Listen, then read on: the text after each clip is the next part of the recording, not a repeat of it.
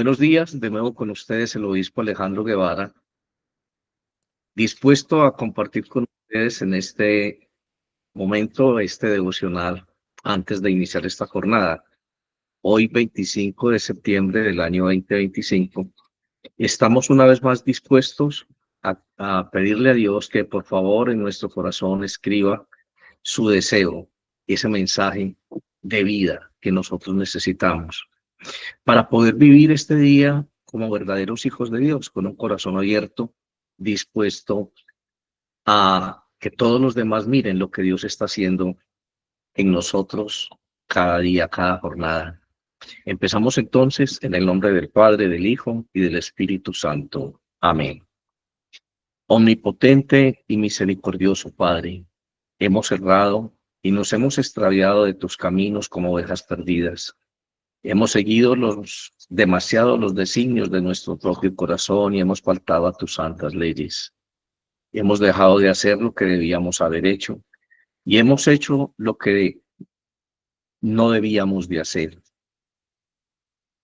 En nosotros no hay salud, mas tú, oh Señor, compadécete de nosotros, humildes pecadores. Libra, oh Dios, a los que confiesan sus culpas. Restaura a los que se arrepienten, según tus promesas declaradas al género humano en Jesucristo nuestro Señor. Y concédenos, oh Padre misericordioso, por tu amor, que de aquí en adelante vivamos una vida sobria, santa y justa, para la gloria de tu santo nombre. Amén. Padre nuestro que estás en el cielo, santificado es tu nombre. Venga a nosotros tu reino. Hágase, Señor, tu voluntad en la tierra y en el cielo. Danos hoy el pan de cada día y perdona nuestras ofensas, así como perdonamos también a quien nos ofende. No permitas que caigamos en tentación y líbranos del maligno. Amén y amén. Bueno, hoy tengo un tema muy especial con ustedes para tratar en esta mañana. Se llama Jesús, el pan de vida. Y es un tema que se ha escuchado hablar de él en muchos escenarios, sin importar la iglesia cristiana a la que usted asista. Siempre hemos escuchado hablar de esto y básicamente es el centro de nuestra consideración en cuando estamos hablando de la fe cristiana. Vamos entonces hoy a considerar esto desde una perspectiva más crítica, haciendo un examen muy interno de el valor que tiene esta doctrina de fe en nuestra vida. Hasta dónde nosotros realmente comulgamos con esta doctrina de fe en nuestra vida práctica. Empezamos entonces leyendo en nuestras Biblias, en el Evangelio de San Juan, el capítulo 6, entre los versículos 52 a 56. ¿Qué dice aquí? Los judíos entonces contendían entre sí diciendo: ¿cómo puede éste darnos a comer su carne? Entonces Jesús les dijo: en verdad os digo, si no coméis la carne del Hijo del Hombre y bebéis su sangre, no tendréis vida en vosotros. El que come mi carne y bebe mi sangre, tiene vida eterna, y yo lo resucitaré en el día final. Porque mi carne es verdadera comida y mi sangre es verdadera bebida. El que come mi carne y bebe mi sangre, permanece en mí y yo en él. Bueno, inevitablemente, cuando tocamos este tema, tenemos que referirnos a un foco de discordia, digámoslo así, aunque no necesariamente debería, pues desde mi punto de vista no es ninguna discordia, pero así se mira muchas veces en algunos ambientes teológicos. Y es la concepción que existe entre de la presencia real de Cristo en la Eucaristía. Este texto obviamente está anticipando las palabras consacratorias que Jesús pronunció en la última cena, cuando está diciendo, este es mi cuerpo que será entregado por vosotros, y esta es mi sangre que será derramada por los pecados del mundo. Bueno, la presencia real de Cristo en las especies eucarísticas no es algo que la humanidad se haya inventado, que la cristiandad se haya inventado. Es algo que extraemos directamente de la enseñanza de Cristo. Cristo no fue específico al enseñar de qué manera nosotros debíamos de comprender esta presencia real.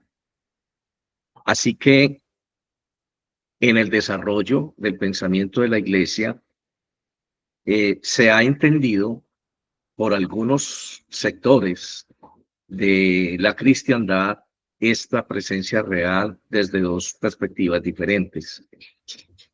Todo el tiempo que duró la Iglesia indivisa hasta el siglo XVI, 15, 16 más o menos, la Iglesia estaba de acuerdo con la doctrina católico-romana de la transubstanciación, excepto la Iglesia de Oriente, las iglesias ortodoxas, que se separan en el año 1100 algo, en el famoso cisma entre Oriente y Occidente, que conciben la presencia real de Cristo en las especies de una manera diferente. Ellos no entran en la discusión filosófica de explicar esta presencia real. Simplemente se quedan allí sin discutir de qué manera es la presencia real de Cristo en las especies. Simplemente aceptan las palabras que Cristo dijo, este es mi cuerpo y esta es mi sangre, sin entrar en mayores detalles. Bueno, esa es la postura de la Iglesia Ortodoxa, de la Iglesia Anglicana que nosotros representamos, y otra fracción de la Iglesia que no recuerdo en este momento, creo que es la Iglesia Luterana, que también está en la misma línea. En Occidente, entonces, la Iglesia Católico-Romana se esfuerza por explicar esta presencia real desde la perspectiva de la transubstanciación. Explican la transubstanciación como un cambio de sustancia en las especies del pan y del vino, pero sin afectar la apariencia física. Obviamente, esta comprensión y explicación filosófica requiere una medida de fe especial para adentrarse a este misterio desde esa perspectiva. Creo que es la misma medida de fe que se requiere en las demás iglesias, que simplemente aceptamos la presencia real de Cristo Jesús en las especies y no intentamos explicar de qué manera, simplemente aceptamos esa verdad como una verdad de Dios. El detalle de cómo lo hace o de qué manera lo hace o se encuentra allí presente no es materia de discusión teológica o filosófica para nosotros. Creo que en ese sentido se requiere también la misma medida de fe, la misma medida de fe que se requiere para aceptar como cierta e infalible la palabra de Dios pronunciada en los labios de Cristo Jesús. Pero hablemos un poquito acerca de este capítulo 6 del Evangelio de San Juan.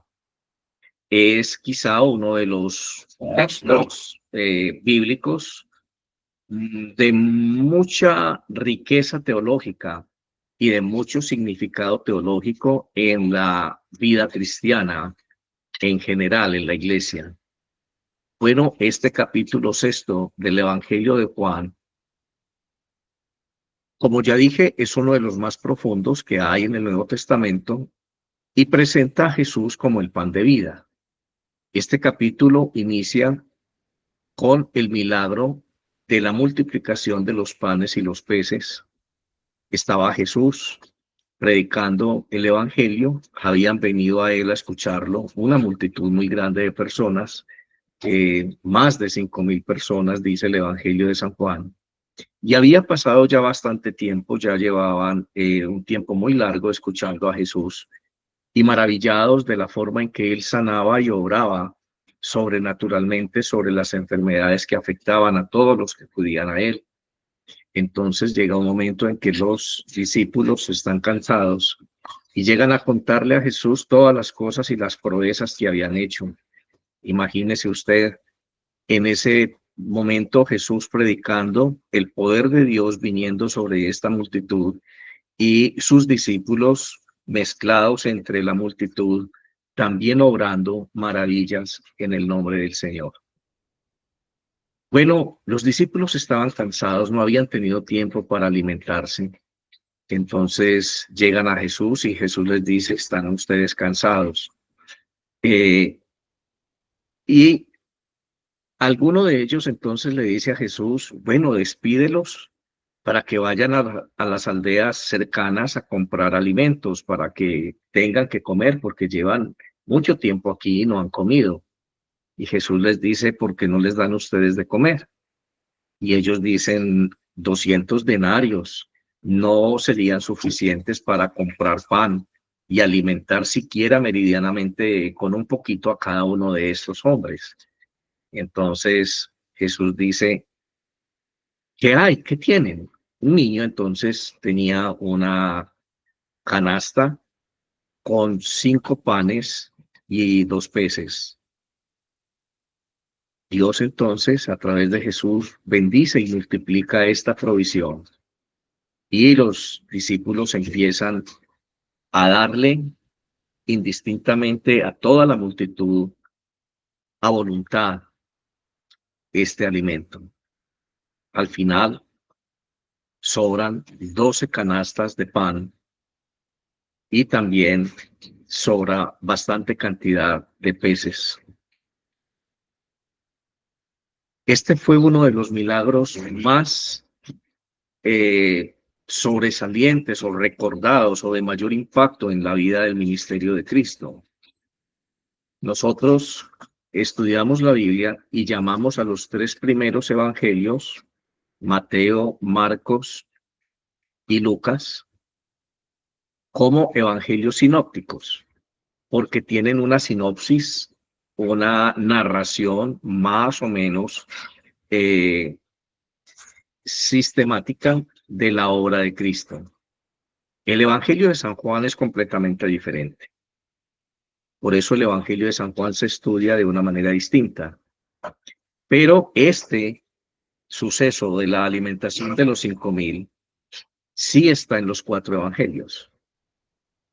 Entonces llama la atención la centralidad teológica de este evento en la vida de Cristo. Después de esto, entre los versículos 16 y 21, encontramos que se habla de la identidad divina ante los discípulos. Al día siguiente de que todo esto sucedió, la multitud busca a Jesús, pero él ya no se encontraba entre ellos. Resulta que después de este milagro, Jesús les dice a sus discípulos, tomen esa barca, pasen el mar hacia el otro lado, yo voy después y me encuentro con ustedes. Es el evento entonces en el cual él camina sobre el agua. Algunas personas que estaban escuchando a Jesús vieron cómo los discípulos abordaban una barca y salían hacia el otro lado, pero no vieron que Jesús abordara. Al otro día, entonces, no encuentran a Jesús porque él en la madrugada va caminando sobre el agua y entonces se preguntan dónde está el maestro, dónde está Jesús. Algunos recuerdan que habían visto a sus discípulos abordar la barca para pasar al otro lado y también hacen lo mismo en algunas barcas que habían llegado, algunas otras personas que también llegaron a escuchar a Jesús. Cuando llegan al otro lado, lo buscan y lo encuentran y le dicen, Señor, ¿dónde estabas? Te estábamos buscando. Entonces Jesús les recrimina diciendo, ustedes me buscan no porque necesiten los demás signos que yo hago, no porque quieran ver la realidad del poder del cielo en la tierra, el reino de Dios, sino que ustedes me buscan por el pan material y no por los signos. Jesús comienza entonces a profundizar en esta verdad, en la enseñanza acerca del pan y del vino. Sigue la lectura del capítulo 6 del Evangelio de San Juan y entre los versículos 32 al 58 encontramos esta declaración de Jesús: yo soy el pan de vida, el que viene a mí nunca tendrá hambre, el que en mí cree no tendrá sed jamás. Esta afirmación provoca una controversia grande, pues Jesús se presenta como el único capaz de satisfacer la necesidad espiritual y más profunda del ser humano. La polémica se intensifica cuando Jesús afirma: el que come mi carne y bebe mi sangre tiene vida eterna, y yo le resucitaré en el día final. Los judíos discuten entre sí, preguntando cómo puede este hombre darnos a comer su carne y a beber su sangre. Jesús no suaviza el mensaje, sino que insiste en que solo quien participa de su carne y su sangre tiene vida eterna, comunión con Él y el acceso a la presencia de Dios por la eternidad. Bueno, este es un lenguaje profundamente simbólico en el cual Jesús anticipa el significado de la Eucaristía, del sacrificio de la cruz, de esa ordenanza que le va a dar a perpetuidad a su iglesia compuesta por sus discípulos. Y aquí quiero centrar un error de comprensión que a través de la historia se quedó en el imaginario de la comunidad cristiana. Pensamos nosotros que la iglesia cristiana está compuesta por creyentes. No, la iglesia cristiana debe estar compuesta por discípulos. El mensaje de Jesús siempre fue a sus discípulos.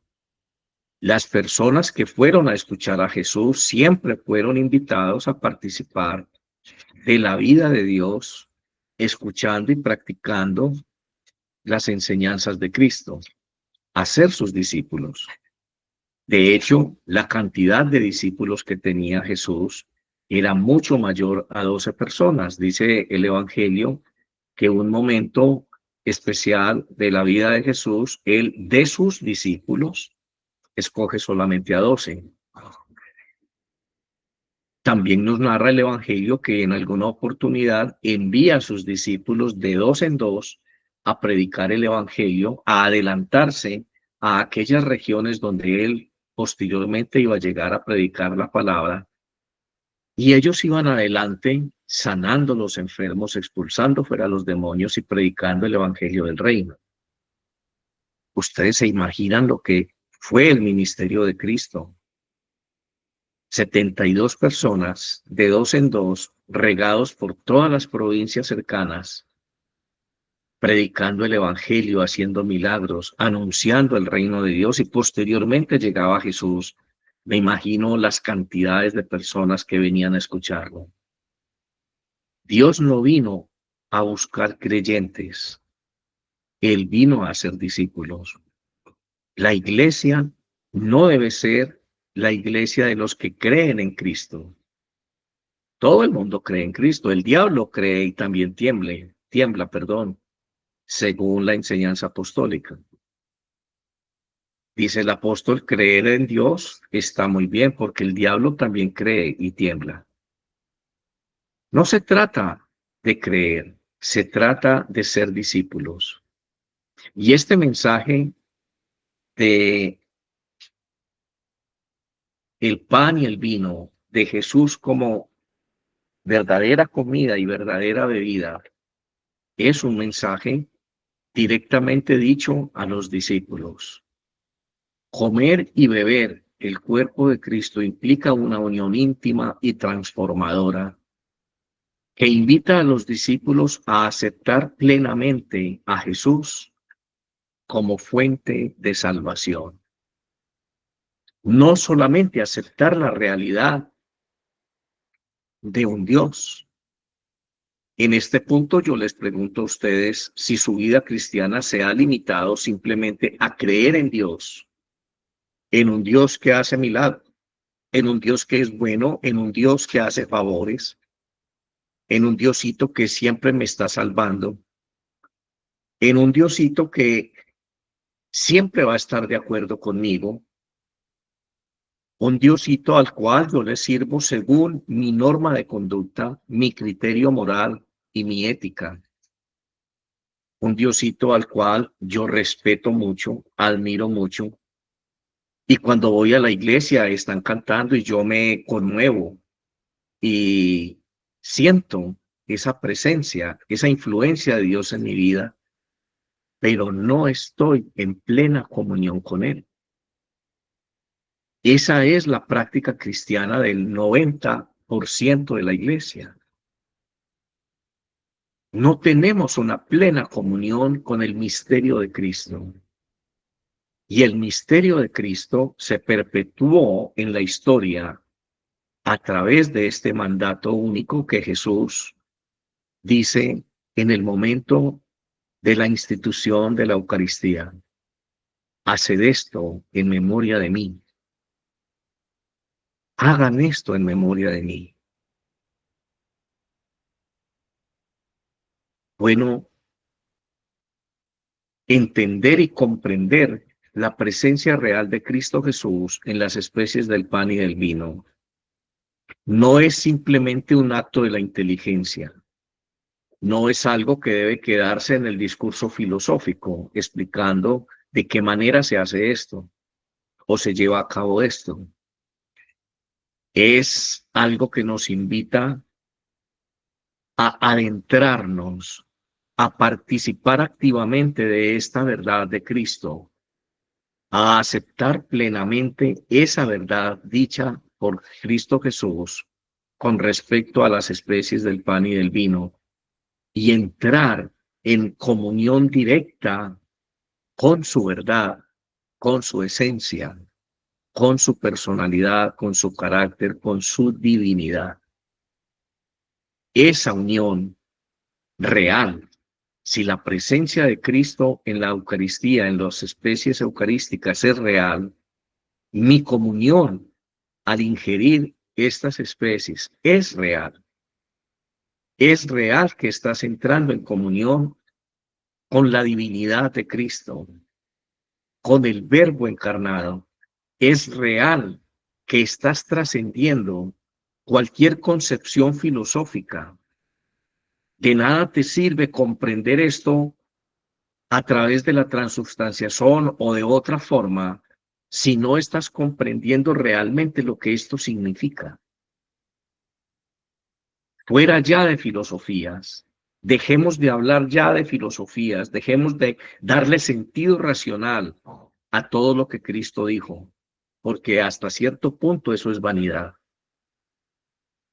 Nosotros tenemos la obligación de enfatizar esta experiencia de la comunión eucarística como una experiencia vital para la vida eterna. No subestimar las palabras de Cristo: quien come mi carne y bebe mi sangre, yo le resucitaré en el último día y tendrá vida eterna. Él no está diciendo quien cree en mí va a tener vida eterna. Él no está diciendo quien acepta o define mejor la forma en que yo estoy presente en el pan y en el vino va a tener vida eterna. No, Señor. Él está diciendo algo mucho más allá. Quien come mi carne y bebe mi sangre. Si te comiste la sustancia y bebiste la sustancia, es irrelevante. Está la presencia real de Cristo allí. Sea como sea, estás llamado a entrar en comunión con esa presencia real. Así que quedarnos debatiendo doctrinas filosóficas es una trampa del demonio. Es algo que no debe suceder en la iglesia, porque vuelvo y repito, la iglesia no está conformada por creyentes. no es la forma en que tú crees. La iglesia está conformada por discípulos. Ser un discípulo es concebir a Jesús como el Maestro, como el Hijo de Dios enviado. Es concebir a ese Dios hecho hombre que me amó tanto que tomó figura humana para llevar a cabo lo que yo nunca pude haber hecho, y es llevar una vida sin pecado. Ese Jesús que antes de irse nos dejó su espíritu como el verdadero vicario de Cristo en la tierra. Ese Jesús que es parte de la divinidad, un Dios que no comparte su gloria con ningún hombre, como lo decíamos ayer. Así que la iglesia no está fundada en ningún discípulo. La iglesia está fundada y la verdadera roca y cimiento de la iglesia es la persona de Cristo Jesús. No hay otro fundamento, no hay otro nombre dado a los hombres en quien podamos tener salvación. Así que las vanas discusiones son una trampa de Satanás orientada a una comunidad de creyentes. ¿Cómo cree usted? ¿Cómo acepta usted? ¿De qué manera cree usted? Debemos trascender esa concepción y empezar a decirnos en esta mañana, gracias Señor Dios, porque hoy me estás diciendo que más de ser un creyente, debo ser un discípulo. Este pasaje entonces subraya la radicalidad de la fe cristiana en este sentido. No basta con admirar a Jesús, aceptar su realidad histórica, sino que se requiere una entrega total y una activa participación en su ministerio redentor. ¿Qué sentido tiene acercarme en la Eucaristía a entrar en comunión con Dios, ingiriendo su cuerpo y su sangre? Es una verdadera unión con la realidad de Cristo. Es lo más cerca que yo puedo estar palpablemente con la divinidad. Es un momento profético. Es un momento que está anunciando mi realidad, mi futuro eterno. Estar en verdadera y perfecta comunión con Dios. Ahora mi comunión con Dios tiene accidentes, porque mi lugar de habitación está en este mundo y no tengo 24 horas del día para estar contemplando el misterio de Cristo. Desafortunadamente tengo otros quehaceres. Cuánto quisiéramos estar todo el día en contemplación, adentrándonos en el ministerio de Dios, pero tenemos cosas que hacer. Y esas cosas que hacer, Dios quiere darle sentido. Y ahí la pregunta es la siguiente. Si tú eres un creyente, entonces eso te faculta para vivir el resto del día de acuerdo a tus criterios, de acuerdo a tus prioridades, a tus preferencias, a tus necesidades. Pero cuando tú eres un discípulo, no tienes esa opción. Cuando tú eres un discípulo, todo el tiempo estás en función de llevar a cabo la obra de Cristo. Esa comunión eucarística implica una vida de consagración a la obra de Cristo. Cristo Jesús, en su bondad, en su amor infinito, se nos dona a través de la mesa eucarística. Nosotros podemos, desde nuestra imperfección, entrar en esa comunión real con Dios. Y ese efecto hace que el Espíritu Santo potencia en nosotros la vida de Dios de una manera sobrenatural, algo que sobrepasa mi entendimiento, algo que sobrepasa lo que yo conozco del Evangelio, lo que yo conozco de la historia de la salvación, algo que me lleva a un nivel de vida más allá de la inteligencia humana, a vivir mi vida como Dios quiere que yo la viva, en esa unión hipostática con Dios. En ese estadio, entonces, mis pensamientos son sus pensamientos, mi mirada es su mirada, mis palabras son sus palabras, mis actos son sus actos. Me convierto en una extensión del ministerio de Cristo.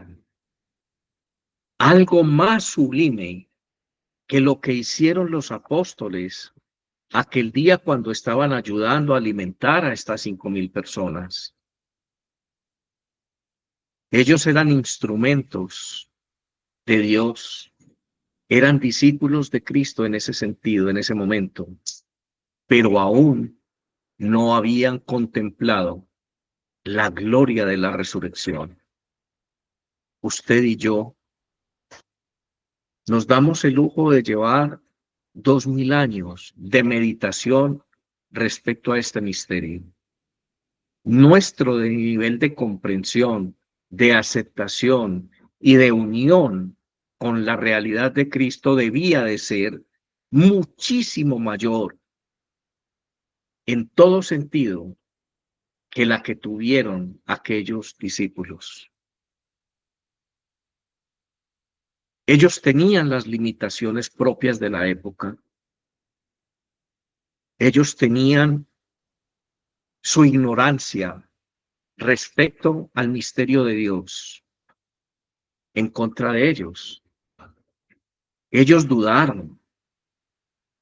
Muchos de estas personas que eran discípulos de Dios, de Cristo, al final de este 6º capítulo del Evangelio, terminan separándose.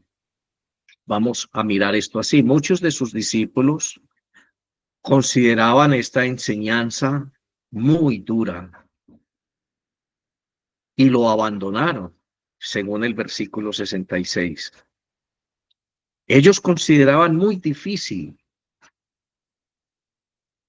esta enseñanza acerca del cuerpo y la sangre de Cristo. Y Pedro dice, los pocos discípulos que quedaron después de eso, entonces Pedro confiesa y dice, Jesús les pregunta, ¿ustedes también se van a ir? Y Pedro le contesta al Señor diciéndole, ¿a quién iremos, Señor? Tú tienes palabras de vida eterna. Versículo 68. Hoy Jesús te está preguntando exactamente lo mismo, hermano. Tú también te vas a ir. Ser discípulo en este contexto del capítulo 6 del Evangelio de Juan tiene una íntima relación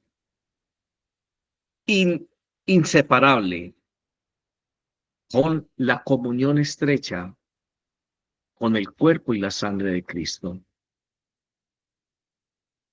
Si no lo estás haciendo, si tu vida cristiana es simplemente un concepto, si tu vida cristiana es simplemente creer en Él, si el día de reposo tú no estás yendo a tu iglesia y participas en la fracción del pan, si tú no estás entrando en comunión real con esa realidad de Dios que perpetuó para la historia,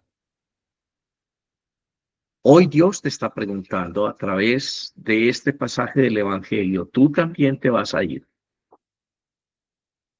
Muchos dijeron, no somos capaces con esto y abandonaron. Quizá tú ya abandonaste y no te has dado cuenta. Quizá esa es la base por la cual Jesús dice en otro momento, en su enseñanza, muchos me dirán en aquel día, Señor, en tu nombre hicimos milagros, en tu nombre predicamos el evangelio, en tu nombre hicimos estas cosas. Y yo les diré, apártense de mí, obradores de iniquidad, que nunca los conocí. Hoy la pregunta es, ¿hasta dónde tú eres realmente un discípulo? Y si eres un discípulo, toda tu vida, 24/7, debe estar enmarcada en esa naturaleza que implica ser discípulo de Cristo, en ese carácter de un discípulo. El discípulo es un estudiante, el discípulo es el que está siendo formado, el discípulo es el que todos los días aprende del maestro. Respecto a esto, Jesús enseñó, no es el discípulo mayor que su maestro. El discípulo puede llegar a ser como su maestro, pero no superarlo. Y esa es la voluntad de Dios, que conozcamos a Cristo Jesús como su Hijo, aquel que Él envió desde el cielo, que nos fundamos en la naturaleza de Cristo, que recibamos su Espíritu y no contentos con recibir el Espíritu, no le bastó a Dios, no le satisfizo solamente enviar su Espíritu, sino que nos dejó este legado real de su presencia en las especies del pan y del vino. Así que no es la forma en que tú crees o conceptúas esta presencia real. El problema va mucho más allá. Y quedarse discutiendo filosóficamente cómo se lleva a cabo esto es una trampa de Satanás, orientada a una comunidad de creyentes, no de discípulos. Espero que este mensaje esté siendo visto no solamente por católicos ortodoxos, por católicos anglicanos, por católicos romanos, sino también por todos los miembros de las iglesias no católicas. Ellos deciden, por tradición, celebrar la fracción del pan cada 30 días. Nosotros hemos comprendido la urgente necesidad de hacerlo y lo tenemos dispuesto en algunas iglesias cada día. Nosotros como anglicanos generalmente lo hacemos cada 8 días. No importa la cadencia, importa el efecto, el impacto espiritual de esa fusión de la naturaleza divina y la naturaleza humana. Y con esto termino. El gran misterio de Cristo es haber dejado de ser Dios en las condiciones en que lo era antes de encarnar en una persona humana, humillarse a sí mismo y tomar cuerpo humano, representar esa naturaleza humana y divina al mismo tiempo. Esa naturaleza humana y divina con la que usted y yo leemos que fueron creados Adán y Eva, a imagen y semejanza de Dios los creó, sin la opción de conocer el mal. Seres absolutamente buenos, orientados al bien, que podían tener una comunicación directa con Dios y la inteligencia suficiente para gobernar toda la creación. Algo que Satanás tiró al traste con el consenso de la avaricia, de la ambición de Eva, que quiso ser Dios. Satanás le dijo, lo que pasa es que el día que ustedes coman de ese árbol, ustedes van a conocer el bien y el mal y van a ser como dioses. Ella ambicionó ser Dios. De ahí en adelante, el orgullo, la soberbia en nosotros nos hace comportar como dioses. Nos hace pensar que nuestra palabra, nuestro punto de vista, nuestros caprichos, nuestras decisiones, es lo que debe hacerse. Y es exactamente lo que nos hace a nosotros resistir la palabra de Dios, resistirnos a ser sus discípulos, vencernos a nosotros mismos. Es la tarea más grande para poder alcanzar un nivel de humildad y ser obedientes incondicionalmente a Dios. Esa fortaleza, esa fuerza, esa realidad, esa toma de conciencia, no hay otro momento más adecuado para vivirla y expresarla que en el momento de la comunión. No hay un momento más sublime en el cosmos creado que ver un discípulo de Cristo cuando está comulgando, cuando está participando del cuerpo y de la sangre de Cristo. Es el acto más sublime, es el acto más noble, es el acto más puro y más, ¿qué otra palabra uso? Que podamos ver. Es la consumación del amor, es la fusión del deseo de Dios en la humanidad, es el culmen de la obra de la salvación. Cuando yo comulgo, estoy gritándole al mundo, soy un discípulo de Cristo. Y este acto de comunión es mi respuesta a esa realidad de Cristo dentro de mí. Un día acepté a Jesús como mi Señor y Salvador en mi corazón. Pero aceptar a Jesús como tu Señor y tu Salvador no pasa de ser un ejercicio de la razón, a menos que tú le des todo el sentido en la fracción del pan. Es por eso que el apóstol está advirtiendo en la carta a los Corintios que acercarnos a la comunión debe ser un acto de sumo respeto, que no podemos hacerlo indignamente, que antes de acercarnos a ese momento tan sublime, debemos estar persuadidos de no tener cargo de conciencia, de no tener pecado que nos acuse. Cada vez que tú lo haces, le estás diciendo al infierno, ustedes están allá y yo estoy acá.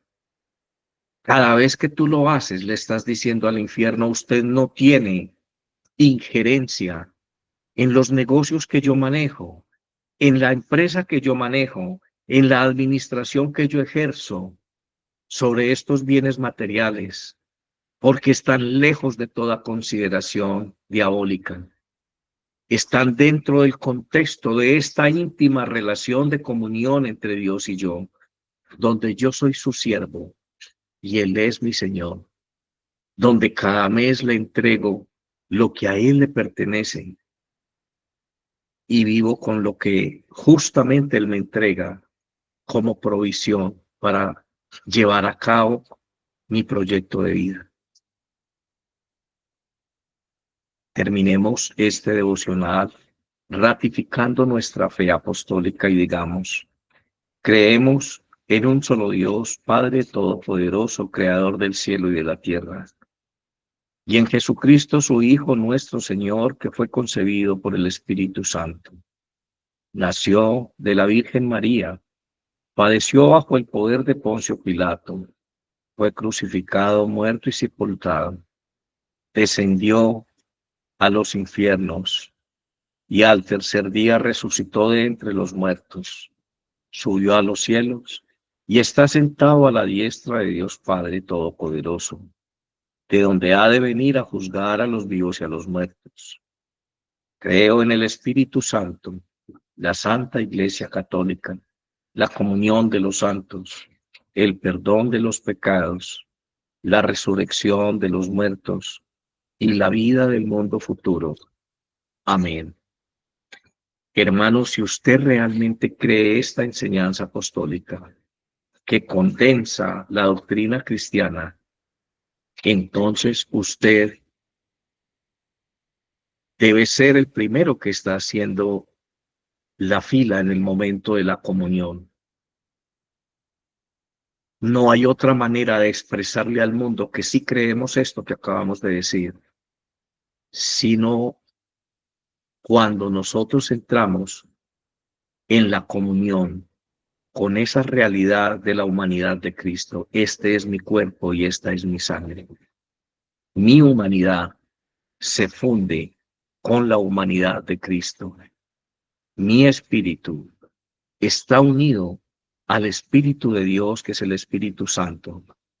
En el momento en que yo fui bautizado, en el momento en que acepté a Jesucristo como mi Señor y Salvador, en el momento en que yo decidí dejar de vivir mi vida y empezar a vivir la vida de Dios en mí, en el momento en que renuncié a mi orgullo, a mi petulancia, y aprendí que debo ser un discípulo, y aprendí que debo ser un permanente alumno.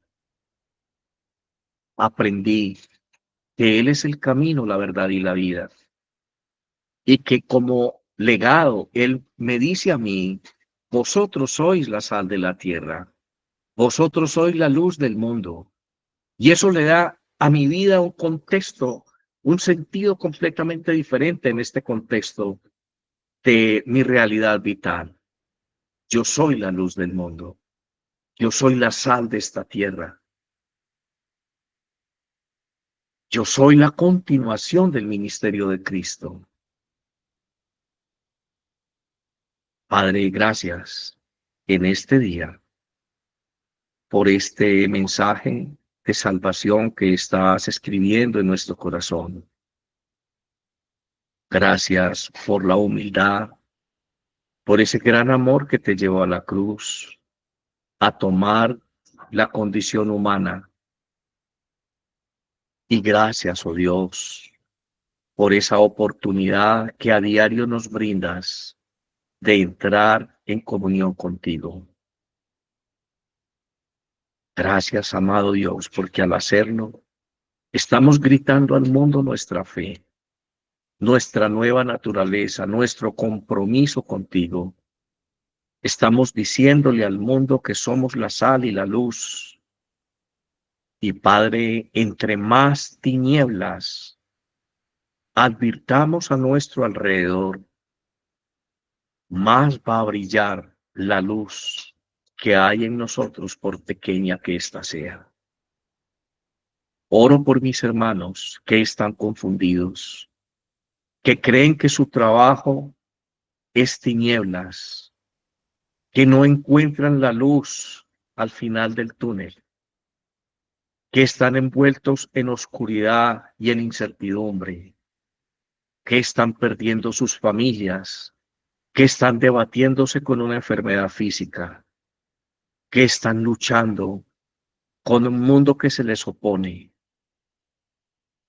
Recuérdales, Señor, que ellos son la sal y la luz de este mundo. Que no pongan su atención en las tinieblas, que pongan sus ojos en la luz que tu Espíritu emana a través de ellos, con la seguridad de que entre más densas sean las tinieblas, más brilla la luz que hay en nosotros. Yo les bendigo, hermanos, en el nombre del Padre, del Hijo y del Espíritu Santo. Amén. Les espero mañana de nuevo a las 7 de la mañana para un nuevo encuentro con Dios. Bendiciones, un abrazo para todos y feliz día. Muchas gracias.